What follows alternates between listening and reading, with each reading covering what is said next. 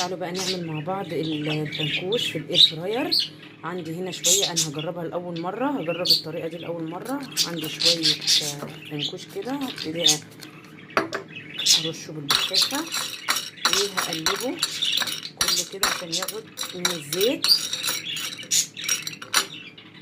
وجبت القلايه بتاعتي وابتدي انزل بالفشار، هرصه كده ايه بالفشار. الفنكوش هرصه بعيد عن بعضه.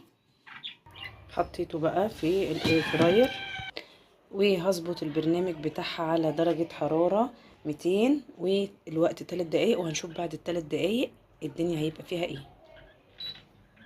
وبعد ال3 دقايق انا بجد بجد انبهرت، بجد انبهرت انبهار. بصوا مش عارفه اقول لكم ايه، انا بجد بموت في الفنكوش، وبسبب ان هو بيشرب زيت كتير بطلت اجيبه.